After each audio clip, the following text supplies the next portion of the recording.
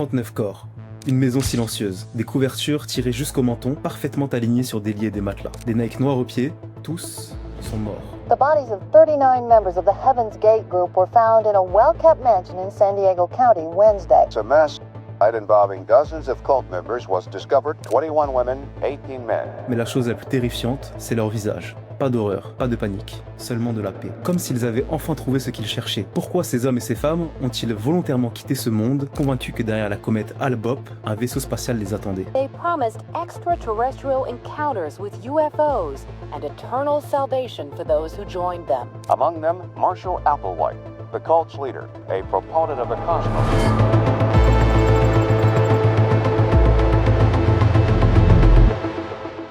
Mars 1997, en Californie. Un quartier tranquille, des villas luxueuses, des pelouses impeccables. Dans l'une de ces villas, un massacre collectif. Mais pas de sang, pas de lutte et pas de hurlements. Seulement 39 corps parfaitement disposés. La presse parle d'une secte ovni. Applewhite formerly led a UFO cult in the 1970s. As a cult leader, his message was a mix of astrology, UFOs, and the Bible. Mais ce qu'ils ne voient pas encore, c'est qu'Evans Gate est bien plus qu'une secte. C'est une histoire de solitude, de honte. Des gens ordinaires qui n'arrivaient pas à être eux-mêmes et qui ont trouvé un refuge. Dans un groupe Reddit, un ancien survivant qui a quitté le groupe peu avant la fin écrira « Je ne voulais plus être humain, je voulais être effacé, et c'est exactement ce qu'ils m'ont offert. » Et tout cela commence avec un homme, Marshall Applewhite. Marshall naît en 1931 au Texas, fils de pasteur presbytérien, élevé dans une Amérique pudibonde où la religion et la famille sont tout. Il est intelligent, charismatique et passionné de musique. The leader of the cult, Marshall Applewhite, was a music teacher and father before starting the group 20 years ago. Applewhite's high school classmate Clifford Burke recalls his old friend Burke as a scholastic leader. He was involved in a lot of school activities, the science club and of course music. Mais à l'intérieur, il se sent déjà autre. Marshall est homosexuel. Et dans les années 50, aux États-Unis, c'est vu comme une malédiction. Il épouse une femme, il essaye d'être normal, mais finit par tout perdre. Son mariage, son poste d'enseignant et son honneur. In the late 60s, he'd married and fathered 2 children, but later divorced when, according to UFO magazine, he'd been having secret homosexual affairs. Dans ses carnets, il parle d'une voix intérieure qui lui dit qu'il n'appartient plus à ce monde. En 1972, interné après une dépression sévère, il fera une rencontre qui va littéralement changer sa vie. Il y rencontre Bonnie Nettles, sa future femme. À ce moment-là, Bonnie Nettles est infirmière, mère et surtout passionnée d'ésothérisme. En gros, c'est tout ce qui touche aux choses mystiques et à la magie. Elle lui tire les cartes et lui dit ce qu'il voulait entendre. Vous êtes spécial, vous venez d'ailleurs, vous avez une mission. He met this nurse who said that she was sure God brought him back for a reason and that she knew what the reason was. The nurse was Bonnie Lou Tersdale Nettles. In a 1992 cult recruiting tape, Applewhite spoke about meeting Bonnie. From that moment, my life changed very significantly. Entre eux va ainsi naître un lien fusionnel. Pas d'amour, mais bien plus. Une codépendance psychologique. Il l'appelle sa flamme jumelle. Elle devient sa boussole. Ensemble, ils se renomment Beau et Pipe. Ils sont convaincus d'être des extraterrestres envoyés sur Terre pour recruter d'autres enfants des étoiles. There can be what humans would call space aliens. They can come and take you, put you in their world, and you become a child. À partir de là, on comprend bien ce qu'ils sont en train de créer. C'est littéralement une secte.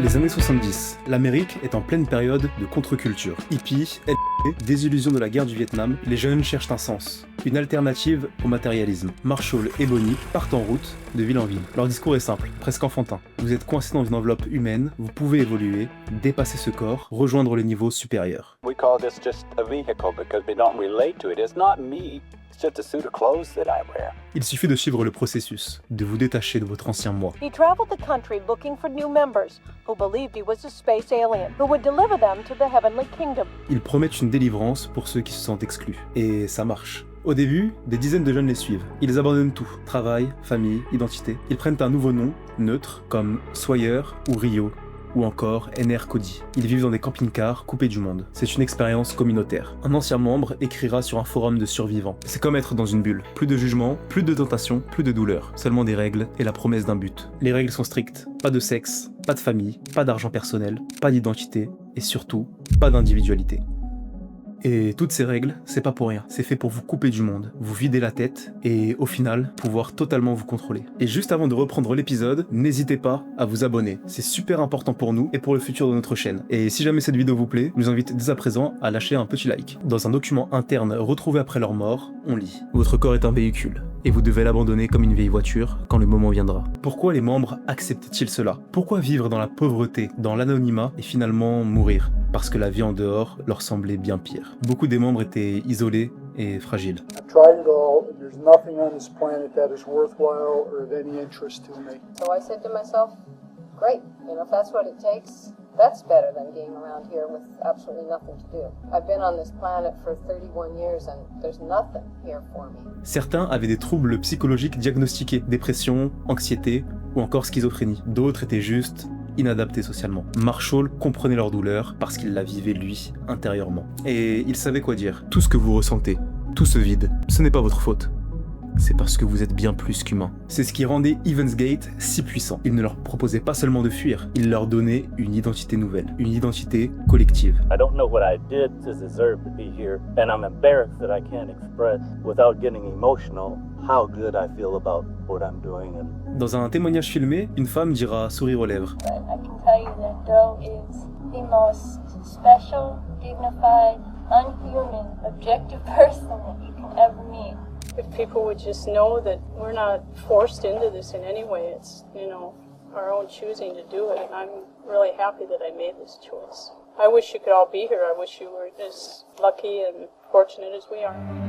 En 1985, une nouvelle vient bouleverser à tout jamais la secte d'Heaven's Gate. C'est la mort de Bonnie, d'un cancer du foie. Marshall est dévasté. Pendant des années, il avait promis à ses disciples qu'ils quitteraient la Terre tous ensemble, dans un vaisseau, sans mourir physiquement. Alors, comment expliquer que Bonnie soit partie seule? Il improvisera. Son esprit a quitté son véhicule terrestre plus tôt. Elle nous attend dans le vaisseau. Mais à l'intérieur, il est détruit. Et c'est là que tout va basculer. Les membres notent qu'il devient de plus en plus dur, de plus en plus obsessionnel. Il parle de plus en plus de comme d'une étape logique. And those two individuals were T and Doe. T, my partner, who has returned to the kingdom of heaven and left me here with the responsibility of whatever is remaining of this task, for it was mine to fulfill. Il se fait castrer et convainc d'autres hommes de le faire aussi. Le sexe est pour lui la preuve de la faiblesse humaine, la racine de la souffrance. Applewhite was castrated to renounce sex and told followers they'd have to renounce this world to enter the next one. Dans une note retrouvée après sa mort, il écrit « Mon corps me dégoûte. Chaque pulsion est une trahison. Chaque désir est une chaîne. Je veux être pur. »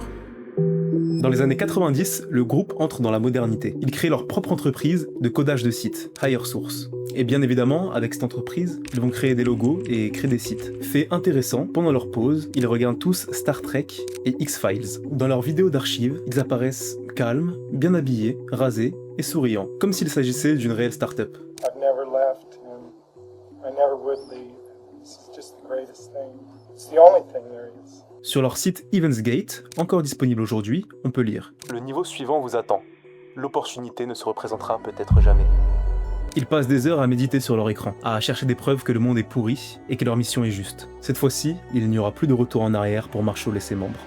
Fin 1996, une nouvelle comète est aperçue. Son nom, Albop. Elle sera visible à l'œil nu pendant des mois. Des astronomes amateurs diffusent des clichés montrant une étrange lumière derrière la comète. Pour Heaven's Gate, c'est le signal. On the cult's website, Doe calls Hale Bopp a sign that the spacecraft from the level above human has come to take them home. Marshall déclara en conférence interne. Le vaisseau est derrière la comète. Il est venu nous chercher. Si nous ne saisissons pas cette occasion, nous serons coincés ici pour toujours. Let me say that our mission here at this time is about to come to a close in the next few days. Les membres sont soulagés. Le processus d'effacement est complet. Ils n'ont plus peur. Ils répètent tous la procédure en groupe. Ils filment des vidéos d'adieu où chacun exprime sa joie de partir. So to us it would be to not leave. It is to take life to leave this body behind.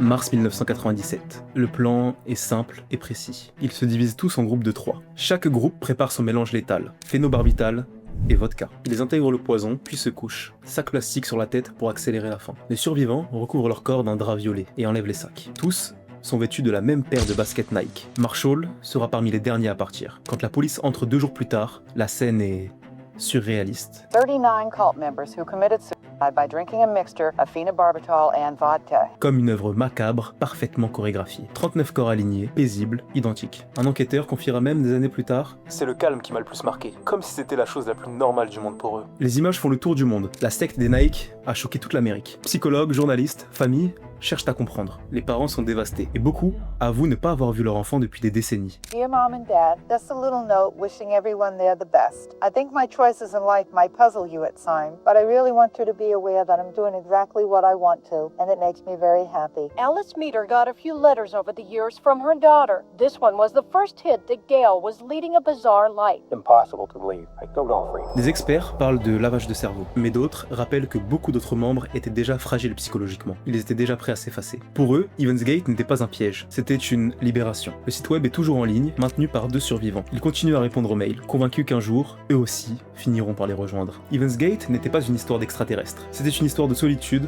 de honte et de désir d'appartenance. Et dans un monde où de plus en plus de gens se sentent seuls, combien d'autres trouveront eux aussi une porte du ciel pour échapper à eux-mêmes. Alors la prochaine fois que vous lèverez les yeux au ciel et que vous apercevrez une comète, demandez-vous, qui autour de vous a déjà rêvé de partir? Merci à vous d'avoir regardé notre toute première vidéo et d'être resté jusqu'à la fin. Surtout, très important, n'hésitez pas à vous abonner pour nous encourager à proposer d'autres vidéos. Sur cette chaîne, il y aura exclusivement des vidéos parlant de psychologie, de phénomènes de société. Sur ce, c'était Iliesta, et n'oubliez pas, gardez toujours l'esprit critique.